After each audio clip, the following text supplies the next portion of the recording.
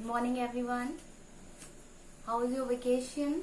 Have you people enjoyed it? Okay. So I hope every one of you have done your assignment. We have completed this is the class for 7th English medium students only. And in English medium we have completed 3 chapters. We have completed integers, rational numbers and exponents, and speed, distance and time. 4 chapters we have completed in English medium. And now I'm going to start a new chapter number 7, ratio and proportion. So we will start from the chapter ratio and proportion today and we will complete it. So let's begin with ratio and proportion. So class, we start ratio and proportion today, which is chapter 7. First we discuss what is ratio. Know what is ratio? A ratio indicates or shows comparison between two quantities. Comparison between two quantities by dividing each other. By dividing each other. So if we want to compare two quantities, and we divide them, then we get the ratio. For example, when we take the example, then we understood it better. Suppose your height and your sister's height. Suppose your height is 6 feet. Okay, and your sister's height is, this is your height, means let it be A, and suppose your sister's height be 8 feet. Okay, so if your height is 6 and your sister height is 8, and you want to compare your height with your sister height, then you need to divide your height with your sister height, and you will get 6 upon 8. Then you will do cancellation. 2 3s are, 2 4s are, 3 upon 4, or it is written as 3:4. This is called the ratio. When we divide two quantities in order to compare them, we divide them, and whatever the result we get is called the ratio between these two quantities. So ratio between your height and your sister height will be 3:4. This is the symbol to represent ratio, and it is called or read as is 2. Okay, these two dots which represents the ratio between two quantities is read as is 2. So ratio between two quantities is 3:4.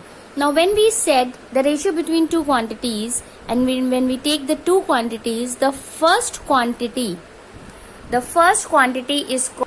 is called antecedent. This first term or first quantity is called antecedent, and the second term is called consequent. Okay, so in 3:4, 3 is the antecedent and 4 is the consequent. Then we discussed some fact about ratio. Suppose you are going to compare your height with your sister height, then both the height should be in same unit. Here both are in feet, so both should be in feet. If suppose you are taking in inch, so if one is in inch and another is in feet, it will not be taken. You will not be find the ratio. Okay, so first you need to convert that into inch again. So both the units of both the quantities should be same in order to find ratio between these two quantities. Suppose you are going to find the ratio between two time interval. One is in hour, 1 hour, and second is in minute, 30 minute. So you will not ready to find the ratio until you will change the hour into minute or minute into hour. Means you need to change the unit in same. The unit of both the quantities should be same. If one is in minute, you need to change it into, if one is in the hour and another is in the minute, so you need to change any one into the other. You will change hour into minute, or you can change minute into hour. There will be no effect whether whatever you are going to change. Answer you will get the same, but you need to change both the quantities in the same unit. Okay. Second, ratio is a unitless. Ratio, first we discussed that the both quantities should be in same unit. If you are going to find ratio, you need to convert them into same unit. Second, ratio is unitless. Unitless means it has no unit. It has no unit. If you are going to find the ratio between height, then this ratio will be 3:4, only number with no unit. You cannot say 3 feet is to 4 feet. No, because it is a fraction of two quantities. It is a fraction. Ratio is just a fraction of two quantities. And when you are going to divide these two quantities, then these units will be cancel each other. Therefore, ratio is a unitless. It does not have any units. Okay. Then, if you are going to find the ratio between two quantities, the quantities should be of same kind. Okay. Means you will not able to divide rupees and minute, because this represent money and this represent time. Here the quantities are different. Here the quantities are different. So to find the ratio between two quantities, these two quantities should be same kind. Both should represent either money or either time or either weight or either height or either length. Okay. You cannot find ratio between two different quantities. Means you cannot find the ratio between time and weight. You cannot find the ratio between these two quantities. Okay. तो जब भी हम किसी दो quantities के बीच में ratio निकालते हैं, तो हमारा पर्पस होता है उन दोनों क्वांटिटीज को कंपेयर करना. कंपेयर करने के लिए हम उन दोनों क्वांटिटीज को डिवाइड करते हैं और डिवाइड करके हम उनका रेशियो निकालते हैं. दोनों क्वांटिटी सेम होनी चाहिए, सेम काइंड की होनी चाहिए, अलग अलग काइंड नहीं होना चाहिए. ऐसा नहीं होना चाहिए कि एक क्वांटिटी हाइट रिप्रेजेंट करे और दूसरा वेट. आप उसका रेशियो आप नहीं निकाल सकते. दोनों क्वांटिटीज की यूनिट सेम में होनी चाहिए. अगर एक की हाइट इंच में है तो दूसरे की भी इंच में ही होनी चाहिए. अगर एक का वेट किलोग्राम में है तो दूसरे का भी किलोग्राम में ही होना चाहिए. सेकेंड, हमने डिस्कस किया था कि रेशियो की कोई भी यूनिट नहीं होती है. And the fourth one is to find the ratio between two quantities of the same coin. Both the quantities should be taken in the same unit. ठीक है, हम same unit में quantities को लेंगे. Then you can multiply or divide each term by the same number. The ratio does not change. अगर आपका ratio है 3/4, तो आप अपने फर्स्ट टर्म जिसको एंटीसीडेंट बोलते हैं और कंसिक्वेंट दोनों में सेम नंबर से मल्टीप्लाई भी कर सकते हैं और दोनों में सेम नंबर से डिवाइड भी कर सकते हैं. ऐसा करने से उसकी वैल्यू पे कोई भी फर्क नहीं पड़ेगा. So you can multiply same numbers to a ratio और you can divide same number to the both terms of the ratio. Then we will start solving exercise 7a. So let us see the exercise. Now let us see exercise 7a. Question number 1 हम solve करेंगे. Everyone open your book and see question number 1. Question number 1 is express each of following ratio in simplest form. आपको क्या करना है? इन ratios को simplest form में change करना है. तो सिंपलेस्ट फॉर्म का मतलब होता है, जैसे आप लोगों ने रैशनल नंबर में पढ़ा था, तो वहां पर भी आपने क्या किया था, रैशनल नंबर भी डिवीजन होता है दो नंबर्स का, तो आपने वहां पर क्या किया था, न्यूमरेटर और डिनोमिनेटर में कैंसिलेशन किया था। वही हमें यहाँ पर भी करना है।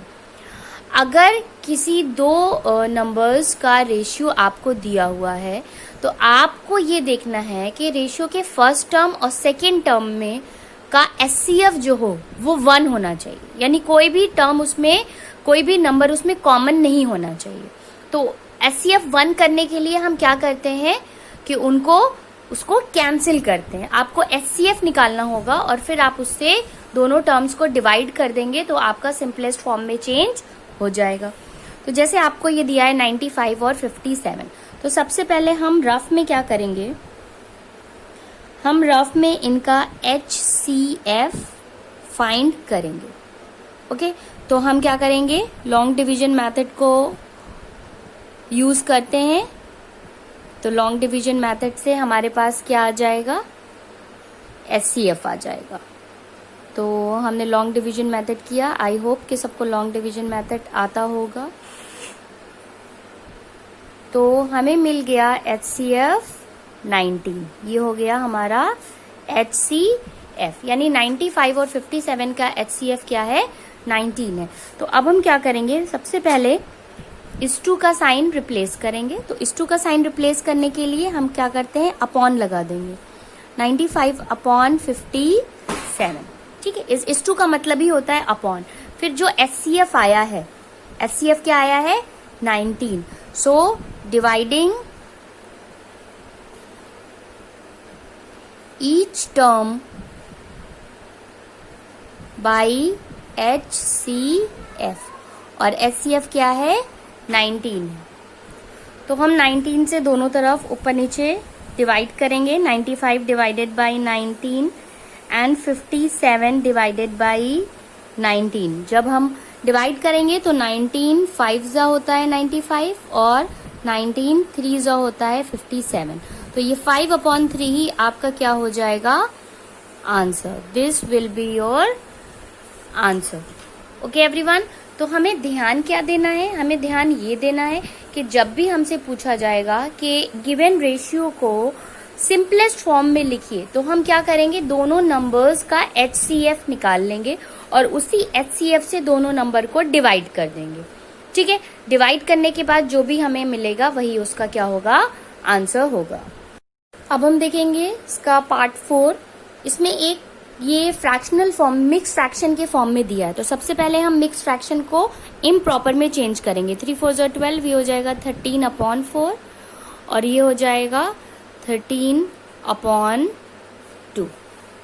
ओके, अब जब हमारे पास रेशियो के टर्म्स फ्रैक्शन में होते हैं, whenever we are having ratio terms in fraction form, तो हम क्या करते हैं, डिनोमिनेटर का LCM लेते हैं। क्या करेंगे हम, डिनोमिनेटर का LCM लेंगे। तो हम 4 और 2 का जब LCM लेंगे तो हमको क्या मिलेगा, LCM मिलेगा हमें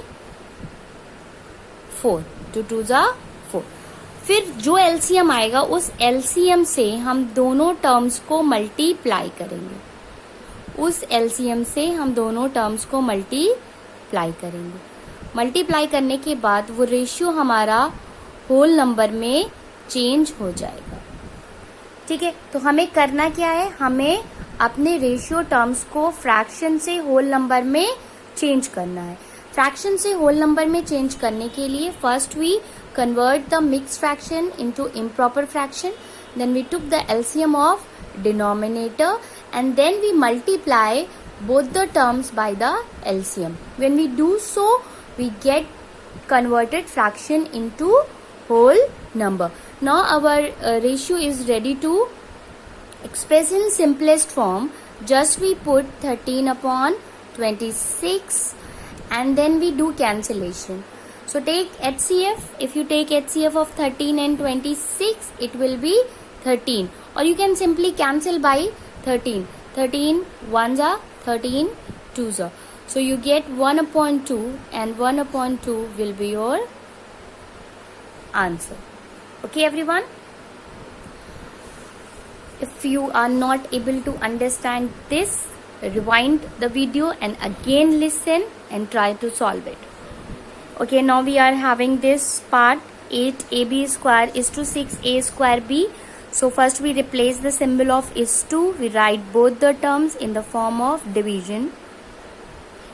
Then we do cancellation. How? We cancel number by number and variables by variables. So we separate them like this. We separate them. हम separate करेंगे. Numbers को हम एक साथ लिखेंगे.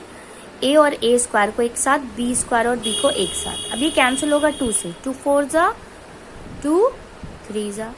A एक A स्क्वायर से कैंसिल हो जाएगा. B एक B स्क्वायर से कैंसिल हो जाएगा.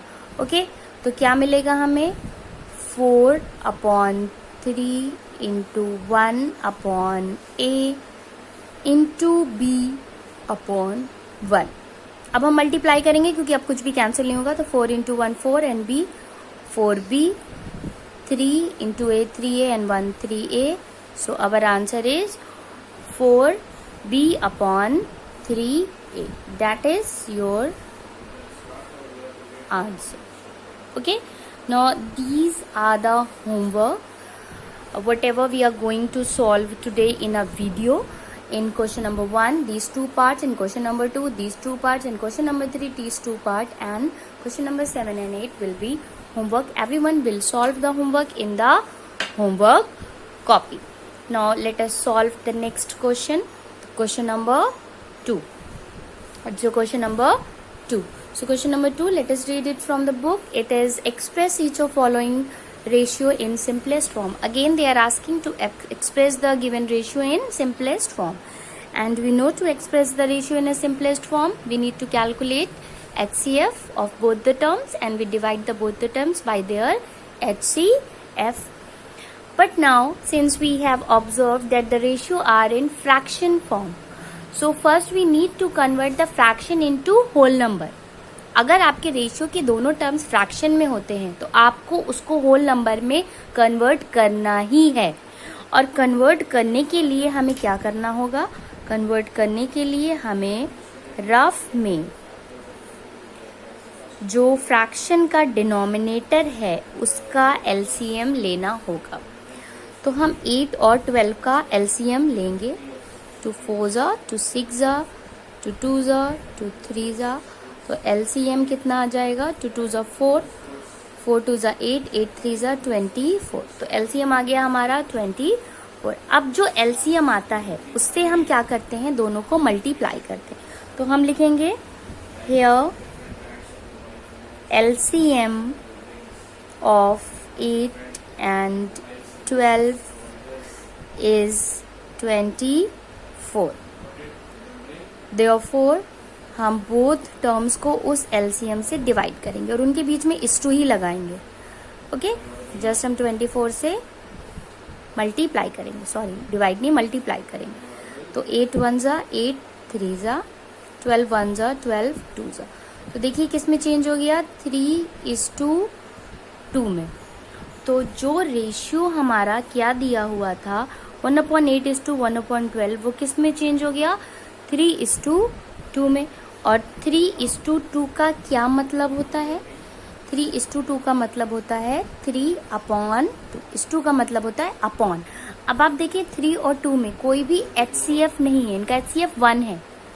ठीक है, तो ये दोनों में कुछ भी कॉमन नहीं है, ये दोनों कैंसिलेशन नहीं होंगे, इसलिए ये सिंपलेस्ट फॉर्म में ही है. They are in the simplest form. तो आपको अब डिवाइड करने की कुछ भी जरूरत नहीं है और यही आपका आंसर हो जाएगा. ओके, नेक्स्ट क्वेश्चन सॉल्व करते हैं और अच्छे से आपको समझ में आएगा. अगेन फ्रैक्शन दिए हुए हैं तो हम क्या करेंगे? हम रफ में इन सब की डिनोमिनेटर का एलसीएम निकालेंगे. 4 6 और 8 का एलसीएम निकालेंगे. तो 2 2 जा 2 3 जा 2 4 जा 2 1 जा 2 2 जा एंड देन एलसीएम कितना आ जाएगा?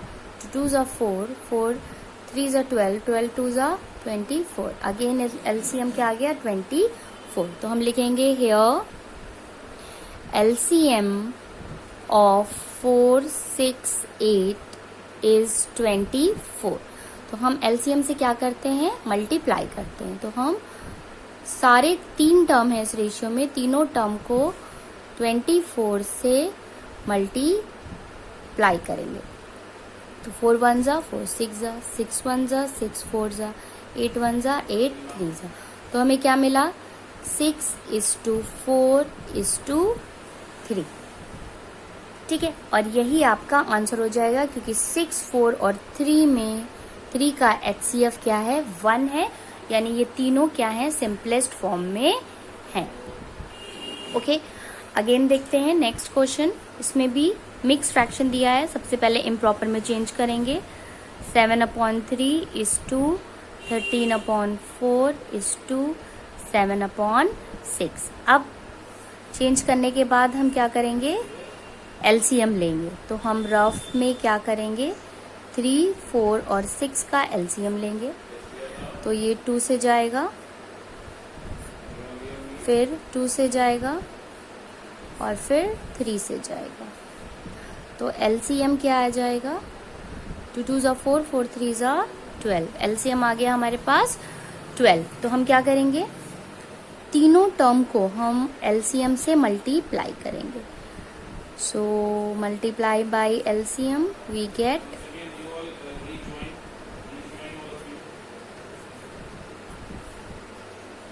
दिस 7 4 जा 28, 13 3 जा 39, 7 2 जा 14। अब चाहे तो आप लोग चेक कर लीजिए, 28 39 14 में का जो HCF है तीनों नंबर का, वो 1 है। तो ये आपका सिंपलेस्ट फॉर्म में है। तो यही आपका क्या हो जाएगा, आंसर। अब देखते हैं question number 3। So see question number 3 from the book, express each of following ratio in simplest form. तो आपको क्या करना है, इसको भी सिंपलेस्ट फॉर्म में चेंज करना है। सबसे पहली चीज़ कि इसमें जो रेशियो के दोनों टर्म्स हैं उनकी यूनिट अलग अलग है। ये नंबर पैसे में है और ये नंबर रुपीज़ में है। Antecedent is in paise and consequent is in rupees. सो हम सबसे पहले क्या करेंगे, दोनों को सेम यूनिट में चेंज करेंगे और फिर कैंसिल करेंगे। तो 35 पैसे को हम क्या लिख सकते हैं, पहले तो इसे लिखेंगे 35 पैसे अपॉन ₹1। अब पैसे को पैसे में ही रहने देते हैं और रुपीज़ को पैसे में चेंज करते हैं। तो रुपीज़ में कितने पैसे होते हैं, 100 पैसे। तो ये चेंज होगी आप दोनों पैसे में। ठीक है, तो पैसे और पैसे जो यूनिट होगी वो कैंसिल हो जाएगी। हमारे पास आएगा 35/100। आप 35 और 100 का अगर HCF निकालेंगे तो 5 आएगा।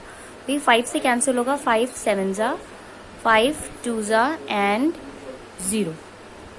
ओके, तो आपको क्या मिलेगा, 7/20। अब 7/20 क्या किसी से कैंसिल हो रहा है, नहीं हो रहा है। तो यही आपका क्या हो जाएगा, आंसर हो जाएगा। तो जब हमें रेशियो टर्म्स ऐसे दिए होंगे कि दोनों की यूनिट अलग अलग होगी, तो हम उसे सेम यूनिट में चेंज करेंगे और फिर कैंसिलेशन करेंगे। नेक्स्ट क्वेश्चन देखते हैं। ये दिया है 60 सेंटीमीटर। तो 60 सेंटीमीटर को हम सेंटीमीटर में ही रहने देते हैं और मीटर को हम क्या करेंगे, नेक्स्ट स्टेप में सेंटीमीटर में चेंज करेंगे। तो 1 मीटर में कितने सेंटीमीटर होते हैं, 100 सेंटीमीटर। अब सेम यूनिट्स कैंसिल हो जाएंगी, 0 0 कैंसिल हो जाएगा। ठीक है, 6/10 दोनों का HCF क्या आएगा, 2 आएगा। तो 2 3 जा 2 5 जा। तो आंसर आएगा आपका 3/5। Okay, now we will see next part of this question। 6 whole 2/3 hours। तो सबसे पहले हम मिक्स फ्रैक्शन को इम्प्रॉपर में चेंज करेंगे। ये आ जाएगा 20/3 hour is to 1 day। अब सबसे पहले आप लोग हमें बताएंगे कि 1 डे में कितने आवर होते हैं। यस, 24 आवर होते। तो दोनों की यूनिट अब सेम हो गई। अब हम इसको सिंपलेस्ट फॉर्म में चेंज करेंगे, 20/3/24। तो 20 का जो ये 3 है ये अपॉन में यानी नीचे चला जाएगा। अब हम इसको कैंसिल करेंगे। 3 से तो कैंसिल होगा नहीं, किससे कैंसिल हो रहा है ये, 4 से। 4 5 ज़ा 4 6, ठीक है। तो ये क्या आ जाएगा 5 अपॉन 3 6 ज़ा 18, तो 5 upon 18 will be the answer. Okay, now see question number 4 from the book. It is the angles of a triangle are in the ratio 5:6:7. Find each angle. सारे एंगल्स का, किसी भी ट्राइंगल के एंगल्स का ratio दिया है 5:6:7। तो देखिए, जब हमें किसी भी चीज का रेशियो दिया होता है तो हम उसी रेशियो में उस चीज को सपोज करते हैं। जैसे हम सपोज करेंगे कि उस ट्रायंगल का एक एंगल है 5x, दूसरा है 6x और तीसरा है 7x, where x is any variable, x is कोई भी नंबर है। तो हम मान लेंगे let angles of a triangle be 5x 6x and 7x। तो मैंने आपको क्या बताया, हम क्यों 5x 6x और 7x मान रहे हैं? जब भी हमें किसी चीज का रेशियो पता होता है तो हम उसको उसी रेशियो में सपोज कर लेते हैं, उसके साथ कोई भी एक वेरिएबल लगा देते हैं। तो हम 5 के साथ x लगा देंगे, 6 के साथ x लगा देंगे, 7 के साथ x लगा देंगे। तो हम मान लेंगे कि ट्रायंगल के तीनों एंगल्स जो है वो 5x है, 6x है, 7x है। ये चीज आप लोग बिल्कुल बहुत अच्छे से समझ लीजिए। जब भी आपको किसी भी टर्म्स का रेशियो पता होगा, आप उसी में x लगाकर उसको सपोज कर लेंगे। ओके, तो हमें पता है कि ट्रायंगल के तीनों एंगल्स का सम 180 डिग्री होता है। तो हम लिखेंगे we know that sum of all the angles of a triangle is 180 degree. तो तीनों एंगल है हमारे 5x 6x और 7x, और हम इसको मान लेंगे 180 डिग्री के बराबर।